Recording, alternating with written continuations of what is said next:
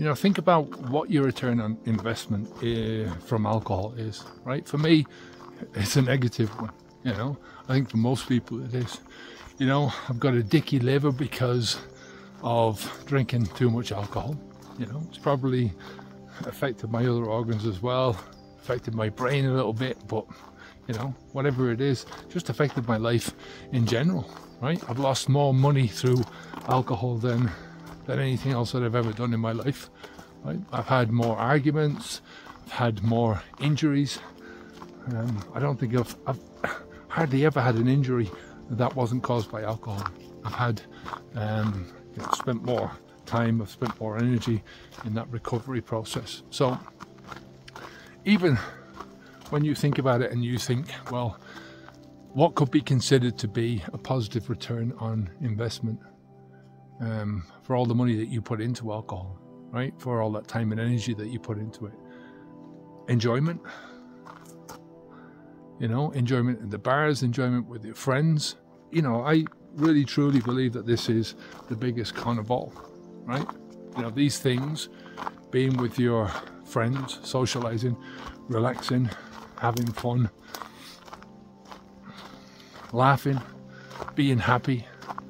You know, these are things that you don't need alcohol for. You never need alcohol when you're a kid for these things, you know, and then all of a sudden when you turn 18, suddenly you need to have alcohol for these, right? So really we're being conned into believing that that's how life is, you know. How do we get that con? You know, we feel the buzz in the minute, I suppose, in the moment, but you know, the biggest part of the fun, being with your friends, all those celebrations that you have with your friends, all those celebrations that you have with your family over the years, you know. I'm 10 years down the road with this journey, and I can tell you one thing, it's been such an eye-opener for all of that stuff, you know. Just being with my family now is something that, if I go back to a few months after I stopped drinking alcohol and I started looking at some of the photographs that I was that I'd taken over the years, all of those photographs that you take, you know, if you're around my age, you remember that you bought a roll of photographs and you could get, was it 12, 24, 36, I think, and then you had to wait and bring the roll of negatives into the photograph shop to be developed, and then you used to wait until you had to pick them up, you know, maybe a week or 2 weeks or something like that, and then you go through them. So you were very picky about what you took photographs of, and it was generally vacations, it was celebrations, it was good times. You just didn't take a photograph of yourself walking down the street because you liked it, because you wanted to, you know. So when you look at an old photograph like that, one of the best things about that is it's linked to a memory.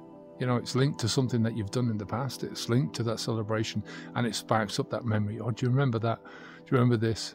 That happens to me now. That didn't happen with that box of photographs that I picked up.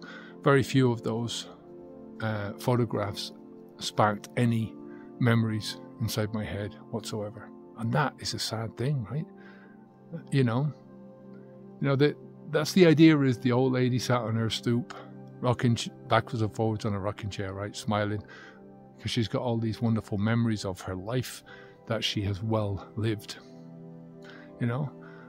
So I think the only people that truly get a positive return on investment from alcohol are the ones that are manufacturing this chemical stuff, right? The ones who are making a living by selling it to you in one form or another. Oh, and let's not forget the people who are making a living prescribing you drugs, giving you a box full of drugs, that are going to counter the effects of all that drinking alcohol over the years. So, you know, for me, there's no positive return on investment for alcohol at all. Take care of yourself, and I'll speak to you soon. Onwards and upwards.